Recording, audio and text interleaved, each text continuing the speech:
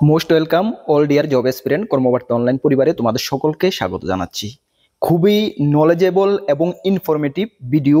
Basically তোমরা যারা ত্রিপুরা হাইকোর্টের অন্তর্গত এলডিসি স্টেনু এবং গ্রুপ ডি পিয়ন পোস্টে অ্যাপ্লাই করেছো, আপকামিং কিছুদিনের মধ্যে পরীক্ষা বসতে যাবে। যদি তুমি ফ্যামিলি কোর্টেরও অ্যাপ্লাই করে থাকো বা ডিস্ট্রিক্ট কোর্টেরও অ্যাপ্লাই করে থাকো, এই ক্লাসটা 100% তোমাদের জন্য বেনিফিটেড। এখান থেকে তুমি এই ক্লাসে আমি যা যা ডিসকাস করব, এখান থেকে তুমি পরীক্ষায় 1 থেকে 2টি কোশ্চেন পাবেই, একদম 100% তুমি ধরে নিতে পারো। আজকের আমাদের বিষয়টা কি? সেন্ট্রাল গভর্নমেন্ট স্ট্রাকচার, মানে সেন্ট্রাল গভর্নমেন্টের যে বডিটা, এটা বিশেষ করে আমাদের যে জুডিশিয়ারি সিস্টেমটা কিভাবে চলে, কোথায় থেকে এটা শুরু হয়েছে, এটা স্ট্রাকচারটা কি, স্টেপ বাই স্টেপ এটা কিভাবে আইন কানুন রেডি করা হয়, কিভাবে লাগু করা হয়, কিভাবে চলে, সম্পূর্ণটা তোমাদের সামনে তুলে ধরবো। আশা করি এই ভিডিওটা দেখার পরে, যদি এই ভিডিওতে আমরা এমসিকিউ করাবো না, এই ভিডিওটা দেখার পরে ওই স্ট্রাকচার সম্বন্ধে রিলেটেড যাই কিছু কোশ্চেন তোমার পরীক্ষায় আসবে, তুমি নির্দ্বিধায় আনসার করতে পারবে। চলো আমরা ভিডিওটা শুরু করছি। তার আগে তোমাদেরকে বলে দিই, তোমরা যারা এই চ্যানেলে প্রথমবার এসেছো, এই চ্যানেলে আমরা গভর্নমেন্ট জব ইনফরমেশন এবং বিভিন্ন কম্পিটিটিভ এক্সামের প্রিপারেশন করিয়ে থাকি। যদি তুমি কোনো গভর্নমেন্ট জব খুঁজছো বা কোনো কম্পিটিটিভ এক্সামের প্রিপারেশন বানাচ্ছো, তাহলে অবশ্যই কর্মবার্তা অনলাইন চ্যানেলটিকে সাবস্ক্রাইব করে পাশের অল অপশনাল বেলটিকে প্রেস করে রাখবে। সঠিক সময়ে সঠিক ইনফরমেশন কর্মবার্তা অনলাইন তোমাদের কাছে পৌঁছে দেবে। তাছাড়া তুমি যদি বিভিন্ন এক্সামের প্রিপারেশন করছো, যেমন upcoming JRBT, group C, group D, Tripura high court, LDC steno, পিয়ন, group D, upcoming Tripura police constable, TSR, sub inspector, excise sub inspector, railway, SSC, almost all এক্সামের ফুল কোয়ালিটি মেনটেন নোটস আমাদের কাছে রয়েছে। যদি আমাদের নোটগুলো নিয়ে পড়তে হয়, আমাদের হোয়াটসঅ্যাপ নাম্বার দেখতে পাচ্ছ 9612998930। এই নাম্বারে যোগাযোগ করে PDF format note only available রয়েছে, টেলিগ্রামের মাধ্যমে নিয়ে নেবে। যথেষ্ট কোয়ালিটি মেনটেন করেছি, ভালো রেসপন্স পাবে, এটুকু আমরা বলতে পারি। গত 6 বছর হয়ে গেছে আমরা ইউটিউবের মাধ্যমে তোমাদেরকে পড়াচ্ছি, এবং আমরা গর্বের সঙ্গে বলি 6 বছরে ত্রিপুরা সরকারের বিভিন্ন দপ্তরে আমাদের স্টুডেন্টরা চাকরিরত অবস্থায় রয়েছে। তোমাদের আশেপাশে যদি এমন কেউ থেকে থাকে, অ্যাটলিস্ট তুমি একবার হলো জিজ্ঞেস করে নেবে। 10 জনকে যদি তুমি জিজ্ঞেস করো, মিনিমাম 5 থেকে 7 জন পেয়ে যাবে যে হ্যাঁ বলবে কর্মবার্তা অনলাইন নোটস ভালো কমন পড়ে। কেন আমরা সবসময় আমাদের এটাই প্রয়াস থাকে কিভাবে নোটসটাকে আরো বেটার থেকে বেটার করা যায়, যাতে করে তোমরা ভালো কমন পেতে পারো। ঠিক আছে, চলো। এই ক্লাসটা শুধুমাত্র হাইকোর্ট অ্যাসপিরেন্ট যারা রয়েছে তোমাদের জন্য বেনিফিট হবে এমনটা না, জিআরবিটি, গ্রুপ সি, গ্রুপ ডি বা অন্যান্য এক্সামে যারা বসতে যাচ্ছে তোমাদের জন্য কিন্তু ক্লাসটা খুবই গুরুত্বপূর্ণ। আরেকটা ইনফরমেশন করে দিই, আমরা একটা জিকে সিরিজ শুরু করেছি, যেখানে আমরা মেবি 11টা না 12টা ক্লাস করিয়েছি। টপ 100 ক্লাস করাবো। ক্লাসগুলো তোমরা অবশ্যই আমাদের চ্যানেলে ভিজিট করে দেখে নেবে। চলো, এখানে বলা হয়েছে তোমরা এই স্ট্রাকচারটার মাধ্যমে সম্পূর্ণটা ক্লাস আমি শেষ করব, এবং এই স্ট্রাকচারটার মাধ্যমে খুব সুন্দর করে তোমাদেরকে বুঝিয়ে দিতে চেষ্টা করব। চলো, সেন্ট্রাল গভর্নমেন্ট অফ ইন্ডিয়া, যে ভারত সরকারের যে সেন্ট্রাল গভর্নমেন্টের যে স্ট্রাকচারটা কিভাবে চলে, দেখো প্রথমে তোমাদের লেজিসলেটর, ঠিক আছে, যেখানে বলা হয়েছে আইনসভা। লেজিসলেটর মানে কি? আইনসভা। তারপর রয়েছে এক্সিকিউটিভ, কার্যনির্বাহী, এবং জুডিশিয়ারি, বিচার বিভাগ। আচ্ছা, তোমরা প্রথমে বুঝবে যে আইনসভা, লেজিসলেটর, আইনসভা মানে কি? কোনো একটা আইন, দেশের মধ্যে যাই কিছু আইন রয়েছে, আমাদের ভারতের সংবিধান রচনা হওয়ার পর থেকে যাই কিছু আইন প্রণয়ন হয়েছে, ওই আইনটা প্রণয়ন মানে আইনটা বানায় কে? সেই আইনটা, যে কোনো একটা আইন ধরো দেশের মধ্যে প্রয়োজন পড়েছে, এখন বানানোর প্রয়োজন পড়েছে, বা যেটা বানিয়ে নিয়েছে এটারও কথাও বলছি, যা ফিউচারে বানানোর প্রয়োজন পড়বে, ভারতের সংশোধনকে অ্যামেন্ডমেন্ট করে, ভারতের সংবিধানকে সংশোধন করে কোনো আইন বানানো হবে, সেই আইনটা কি বানাবে?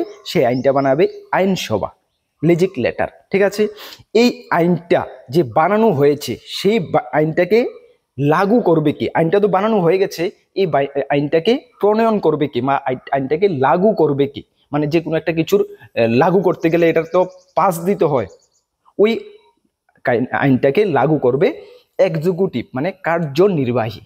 আর ওই আইনটা যে লাগু হয়েছে সেটা ঠিকঠাকভাবে মানে পালিত হচ্ছে কি না, না সেটার কোনো মানে উল্লঙ্ঘন হচ্ছে, সেটা দেখার দায়িত্বকে, সেটার দেখার দায়িত্ব হলো জুডিশিয়ারি, মানে বিচার বিভাগ।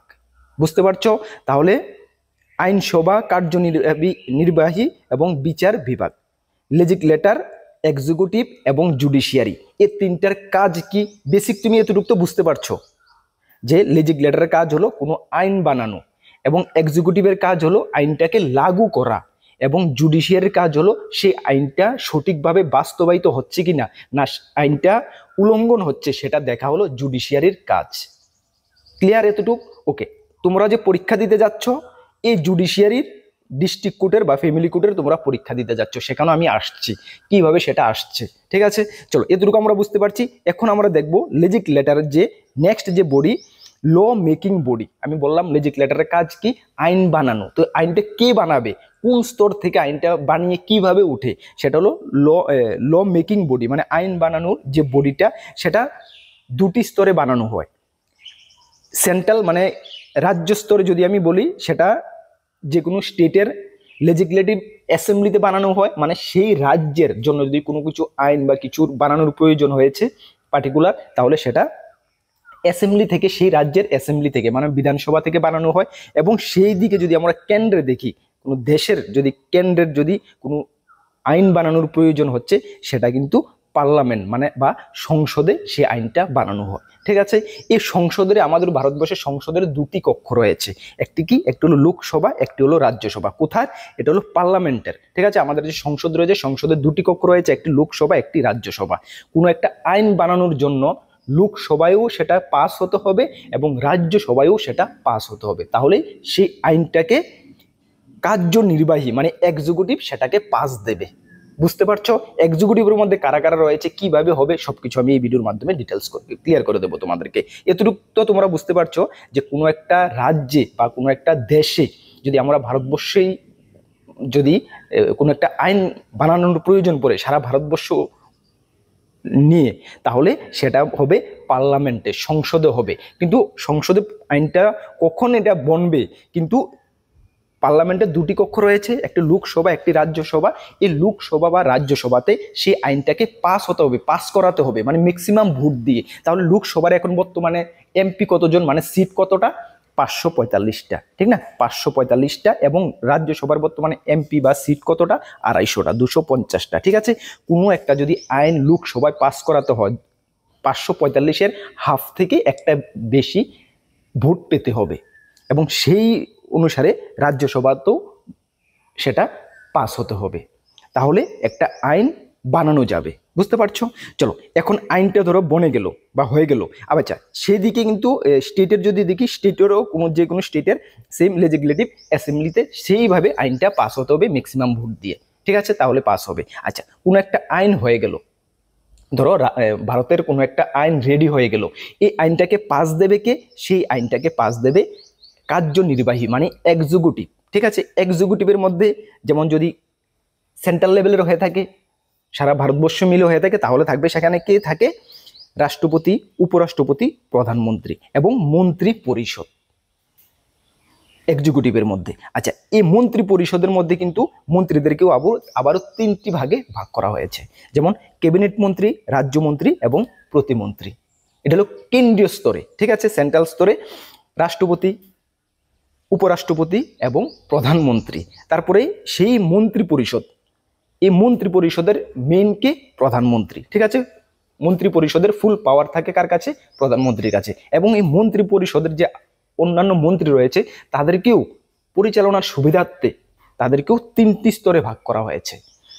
প্রথম হলো ক্যাবিনেট মন্ত্রী, যেটা ফুল পাওয়ার থাকে, যে দপ্তর ওনাকে দেওয়া হবে সেই দপ্তরের অল ইন অল ফুল পাওয়ার সেই ক্যাবিনেট মন্ত্রীর হয়ে থাকে, সেই ক্যাবিনেট মন্ত্রী।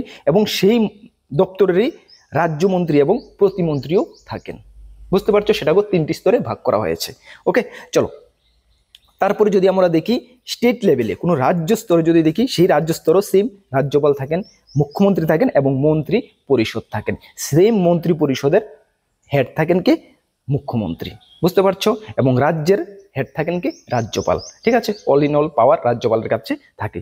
ঠিক আছে, তাহলে এক্সিকিউটিভ ব্যাপারটা তুমি বুঝতে পারছো। ওই এক্সিকিউটিভ যে বডিটা, সেই এক্সিকিউটিভ বডিটাই যে আইনটা পাস হয়ে গেছে লেজিসলেটিভ থেকে, যে আইনটা বানানো হয়েছে সেইটাকে পাস দেবে। ঠিক আছে, যে হ্যাঁ ওটা সারা দেশে এখন থেকে, আজকে থেকে এটা লাগু হলো, লাগু করা যেতে পারে। বুঝতে পারছো? চলো, তাহলে এই যে আইনটা লাগু হয়ে গেল সারা দেশের মধ্যে, সেটা আদৌ কি আইনটা পালিত হচ্ছে না পালন হচ্ছে না, না আইনটা উল্লঙ্ঘন হচ্ছে, সেটা দেখার দায়িত্ব কার? সেটা দেখার দায়িত্ব হলো ওই জুডিশিয়ারির, বিচার বিভাগের। বুঝতে পারছো? এই বিচার বিভাগের পানিশ ল ব্রেকার, ঠিক আছে, মানে বিচার যদি কোনো একটা আইন পাস হয়েছে এটা উল্লঙ্ঘন হচ্ছে, তাহলে এটা কিন্তু পানিশমেন্ট দেওয়ার কর্তব্য বা দায়িত্ব যদি উল্লঙ্ঘন হয়ে থাকে সেটা কিন্তু জুডিশিয়ারির থাকে, ঠিক আছে। জুডিশিয়ারিকে, ভারতের জুডিশিয়ারি ব্যবস্থাকে 3টি স্তরে ভাগ করা হয়েছে। কি কি? সুপ্রিম কোর্ট, হাইকোর্ট এবং ডিস্ট্রিক্ট কোর্ট। বুঝতে পারছো? সুপ্রিম কোর্ট, হাইকোর্ট এবং ডিস্ট্রিক্ট কোর্ট। ভারতীয় বিচার ব্যবস্থাকে 3টি স্তরে ভাগ করা হয়েছে, সুপ্রিম কোর্ট, হাইকোর্ট এবং ডিস্ট্রিক্ট কোর্ট। সুপ্রিম কোর্ট সারা দেশ নিয়ে কাজ করবে, হাইকোর্ট কোনো রাজ্য নিয়ে কাজ করবে, রাজ্য স্তরের, এবং ডিস্ট্রিক্ট কোর্ট কোনো রাজ্যের কোনো ডিস্ট্রিক্ট নিয়ে কাজ করবে। বুঝতে পারছো? আচ্ছা, সুপ্রিম কোর্ট বেসিক্যালি যদি সারা দেশ মিলে কোনো মামলা মোকদ্দমা হয়ে থাকে সেটা সুপ্রিম কোর্ট সলভ করে, মানে এটা সমাধান করে।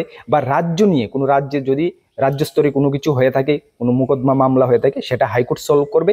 এবং ডিস্ট্রিক্ট কোর্ট কোনো জেলার মধ্যে যা কিছু মোকদ্দমা হবে সেটা ডিস্ট্রিক্ট কোর্ট সলভ করে। বর্তমানে ভারতের মধ্যে ডিস্ট্রিক্ট কোর্টের কিন্তু মানে কি বলবো, কাজের চাপ, অনেক প্রেশার, অনেক হিউজ, মানে এখানে ছোটোখাটো অনেক কেস ডিস্ট্রিক্ট কোর্টে কিন্তু মানে যায়, ঠিক আছে। আচ্ছা, এই যে সুপ্রিম কোর্টে এখানে কি বলা হয়েছে? সুপ্রিম কোর্টে বলা হয়েছে যে একজন CJI থাকবে, ঠিক আছে, চিফ জাস্টিস অফ ইন্ডিয়া, উনি অল ইন অল হবেন, হেড, ঠিক আছে। আচ্ছা, এই যে সুপ্রিম কোর্টের যে ব্যবস্থাটা, মানে সুপ্রিম কোর্ট মানে স্থাপনের যে ব্যবস্থাটা, এটা কোথায় থেকে অনুকরণ করা হয়েছে? সেটা আমেরিকা থেকে অনুকরণ করা হয়েছে। এগুলো পরীক্ষা আসে, মনে রাখবে, আমেরিকা থেকে অনুকরণ করা হয়েছে। বুঝতে পারছো?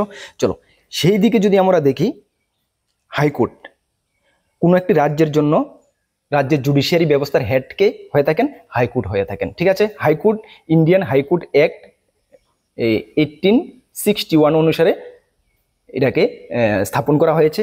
এবং বলা হয়েছে আর্টিকেলের 214 নং ধারা, মনে রাখবে, আর্টিকেলের এগুলো পরীক্ষা আসে, 214 নং ধারা অনুসারে বলা হয়েছে যে প্রত্যেক রাজ্যে একটি করে হাইকোর্ট থাকবে, ঠিক আছে। এই কোশ্চেনটা অনেকবার এসেছে। আর্টিকেলের কত নং ধারা অনুসারে বলা হয়েছে যে প্রত্যেক রাজ্যে একটি করে হাইকোর্ট থাকবে? 214 নং ধারা অনুসারে বলা হয়েছে যে প্রত্যেক রাজ্যে একটি করে হাইকোর্ট থাকবে, ঠিক আছে। আচ্ছা, এই হাইকোর্ট ভারতের মধ্যে যে কোশ্চেনগুলো আমি বললাম এগুলো ভেরি ইম্পর্টেন্ট, কিন্তু ভারতের মধ্যে সর্বপ্রথম হাইকোর্ট কোনটা? সর্বপ্রথম হাইকোর্ট হলো কলকাতা। হ্যাঁ, কলকাতা হলো সর্বপ্রথম হাইকোর্ট, যেটা মে 1862-তে তৈরি হয়েছে। কবে?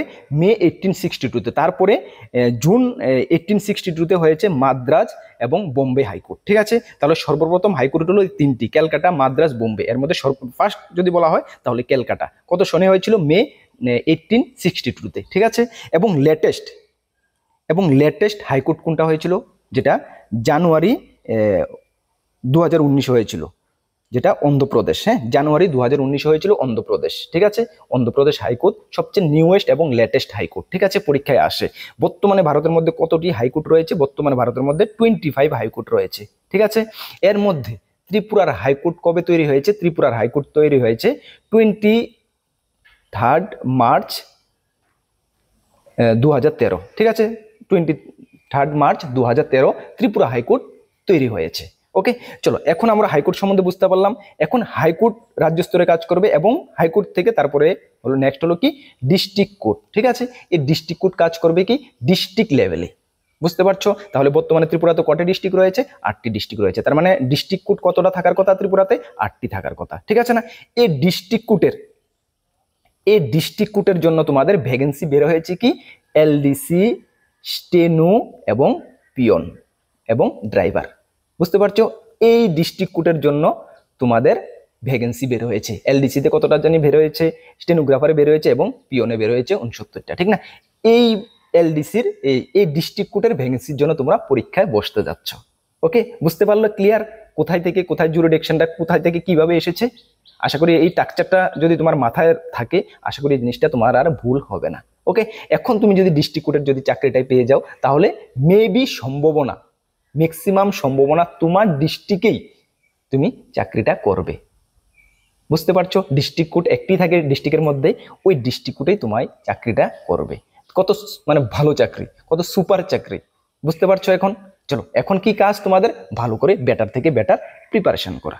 ওকে, এই স্ট্রাকচারটা যদি তোমার মাথাতে থাকে, কিভাবে জুরিডিকশনটা কাজ করে, কিভাবে কোথায় থেকে কোথায় এসেছে, আশা করি এটার উপরে যাই কোনো কোশ্চেন আসুক তোমার কোনো ভুল হবে না। যা তোমার লিখিত পরীক্ষার জন্য কাজে আসবে, যা তোমার ইন্টারভিউর জন্য কাজে আসবে। তোমাদেরকে একটু আমি ইনফর্ম করে দিই, বেসিক্যালি তোমরা যে ডিস্ট্রিক্ট কোর্টের যে পিওনের যে লেটার রাইটিং নিয়ে তোমরা অনেকে ভাবনা চিন্তা করছো, একটি ক্লাস আমরা করিয়েছি, আমাদের চ্যানেলে যাও, সেটার উপর আমি আলাদা প্লে লিস্ট বানিয়ে দেবো, লেটার রাইটিং তোমাদের দেখিয়ে দিয়েছি। এবং নেক্সট আমরা আরও 2-4টা ক্লাস করাবো, সেখানে কোন কোন টপিকগুলো তোমরা ভালো করে দেখবে, আরও যদি তোমাদের কোনো ডাউট থাকে সেই ডাউটগুলো আমি সেই ক্লাসের মাধ্যমে ক্লিয়ার করে দেবো। আর আমাদের কাছে তোমরা জানো একদম ফুল কোয়ালিটি মেনটেন নোটস রয়েছে, হাইকোর্ট পিওন থেকে শুরু করে এলডিসি স্টেনো যদি নিয়ে পড়তে হয় অবশ্যই হোয়াটসঅ্যাপ নাম্বারে যোগাযোগ করে নিয়ে পড়ে নেবে, ভালো রেসপন্স পাবে। আরেকটি তোমাদের ডাউট রয়েছে কি, যে তোমাদের কারেন্ট অ্যাফেয়ার্স নিয়ে আমি বলেছি যে তোমাদের ডিস্ট্রিক্ট কোর্টের কারেন্ট অ্যাফেয়ার্স এলডিসি বলো, পিওন বলো, স্টেনো বলো, পরীক্ষার আগ পর্যন্ত টিল এক্সাম পর্যন্ত আমরা কারেন্ট অ্যাফেয়ার্স তোমাদেরকে ফ্রিতে দিয়ে দেবো। বুঝতে পারছো? এখন তো তোমরা যেটুকু আপডেট কারেন্ট অ্যাফেয়ার্স যেটুকু পাচ্ছ, বাট যখন পরীক্ষার ডেট এক্সাম হবে বাকি মাঝখানের যে কারেন্ট অ্যাফেয়ার্সগুলো আমরা তোমাদেরকে দিয়ে দেবো। প্রত্যেক মান্থ ওয়াইজ আমরা দেবো না, কেন নোটস তো 1-2 জনে নিচ্ছ না, শয়ে ছেলেমেয়েরা নোটস নিচ্ছ, তো প্রত্যেককে প্রত্যেক মাসে মাসে কারেন্ট অ্যাফেয়ার্স পাঠানো একটা বিশাল বড় হেডেক হয়ে যাবে। ঠিক আছে, মানে প্রবলেম হয়ে যাবে। যখন এক্সাম ডেটটা ডিক্লেয়ার হয়ে যাবে, এক্সাম ডেট ডিক্লেয়ার হয়ে যাবে, তখন টিল এক্সাম পর্যন্ত যেটুকু তোমাদের পড়া প্রয়োজন এতটুকু পর্যন্ত মাঝখানে যে গেপিং কারেন্ট অ্যাফেয়ার্সটা তোমাদেরকে আমরা দিয়ে দেবো। এখন তো নোটসের সঙ্গে টিল ডেট পর্যন্ত কারেন্ট অ্যাফেয়ার্স রয়েছে, বাকি মাঝখানে যদি এক্সাম যদি আরো 2-3 মাস লেট হয়, মাঝখানের গেপিং যে কারেন্ট অ্যাফেয়ার্সটা আছে না, সেটা আমরা এক্সাম ডেট ডিক্লেয়ার হলে দিয়ে দেবো। কিসের জন্য? কোন এক্সামের জন্য? ত্রিপুরা হাইকোর্ট এই যে আন্ডারে ডিস্ট্রিক্ট কোর্টের পিওন, এলডিসি এবং স্টেনোর কথা বলছি আমি। ক্লিয়ার? চলো, সঠিক দিশায় প্রিপারেশন করো। আমি আবারও বলছি, সঠিক দিশায় প্রিপারেশন করো, ভালো একটা কিছু করতে পারবে। তার জন্য আমরা কর্মবার্তা অনলাইন অলওয়েজ তোমাদের সঙ্গে রয়েছে, যেটুকু আমাদের দ্বারা হবে আমরা তোমাদেরকে হেল্প করব। আমাদের চ্যানেলে ফ্রি ইউটিউব ক্লাস চলছে, ম্যাথ, রিজনিং, জিকে, জিএস এর ক্লাস চলছে। তাছাড়া অন্যান্য সাবজেক্টের উপর আমি ক্লাস শুরু করাবো। আমাদের কাছে ফুল কোয়ালিটি মেনটেন নোটস রয়েছে, নিয়ে পড়তে পারো। তাছাড়া আমাদের 2টি গ্রুপ রয়েছে, একটি টেলিগ্রাম গ্রুপ, একটি হোয়াটসঅ্যাপ গ্রুপ। যারা জয়েন করে নি, ভিডিও ডেসক্রিপশনে লিঙ্ক আছে, মাস্ট বি জয়েন করে নেবে। বিভিন্ন আপডেট সর্বপ্রথম তুমি ওই গ্রুপগুলোতে পেয়ে যাবে। টেলিগ্রাম গ্রুপে প্রায় 17,100-এর উপরে স্টুডেন্ট জয়েন আছে, তুমিও তাদের সঙ্গে গিয়ে জয়েন হয়ে যাও, কোনো আপডেট তোমাদের থেকে মিস হবে না। ওকে, চলো, রেগুলার বেসিসে আমরা ক্লাস নিয়ে আসতে চেষ্টা করব, অবশ্যই ক্লাসগুলো ফলো করবে। গত পরশুদিনে আমরা জিকে জিএস এর ক্লাস করিয়েছি, ক্লাসটা গিয়ে দেখতে পারো, ভালো লাগবে, কিছু শিখতে পারবে এবং পরীক্ষায় ওখান থেকে ভালো কমন পেয়ে যাবে। চলো, নেক্সট কোনো গুরুত্বপূর্ণ ক্লাসে বা ভিডিওতে তোমাদের সঙ্গে দেখা হচ্ছে। সকলকে বেস্ট অফ লাক। জয় হিন্দ, বন্দে মাতরম।